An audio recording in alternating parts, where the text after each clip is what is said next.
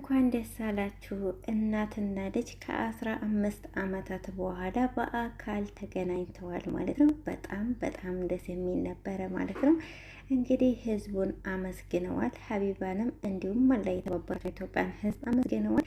እናትና ልጅ መቀሌ ሄደው ከወንድሟም እንግዲህ ከ15 ዓመት በኋላ እናትና ልጅ ተገናኝተው ተላቅሰው በቃሉ በጣም ደስ የሚል ነበረ ማለት ነው። እንኳን ደስ አላችሁ።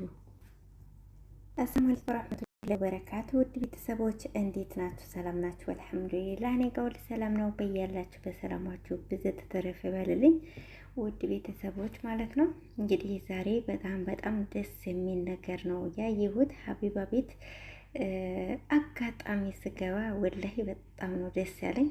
እንግዲህ ከ15 ዓመት በላይ 15 ዓመት ከተጠፋፉ እናትና ልጅ ባለፈው ላይቭ ላይ ተገናኝተው ተላቅሰው ደስታቸውን ገልጸው ነበረ። ዛሬ ደግሞ በአካል እናትም ትንሽዬ ወንድሙም ወደ መቀሌ ሄደው በአካል ተገናኝተዋል ማለት ነው።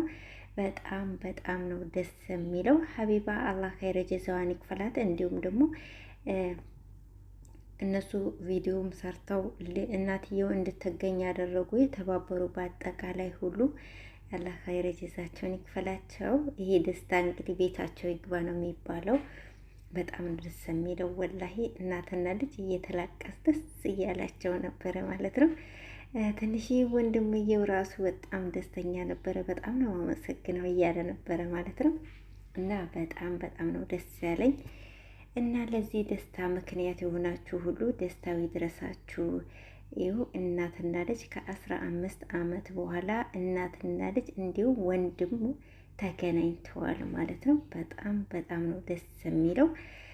የተጨነቀ የተቸገረ የተለያየ የተጠፋፋ ሁሉ አላህ ከቤተሰቡ ያገናኘው። በተለይ በዚህ ጊዜ ብዙዎች እህቴ ጠፋችኝ፣ አባቴ፣ እናቴ ያው በተለያየ አይነት ሁኔታ የሚጠፉ ሰዎች አሉና የተጠፋፉ የተለያዩ የተራራቁ ሰዎችን ሁሉ ቤተሰቦችን አላህ ያገናኛቸው፣ አላህ ይሰብስባቸው ማለት ነው።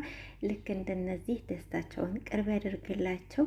እኛም በስደት ያለ ነው አላህ ሱብሃነሁ ወተዓላ በሰላም ለሀገራችን አብቅቶን ከቤተሰቦቻችን ያገናኘን ማለት ነው። ውድ ቤተሰቦች እንኳን ደስ አላችሁ ልላችሁ መጥቼ ነው። ያልቀደማችሁ ያላያችሁ ካላችሁ ማለት ነው በያላችሁ በሰላማችሁ ብዝት በል። እስካሁን አብራችሁ ስለነበራችሁ ከልብ አመሰግናለሁ።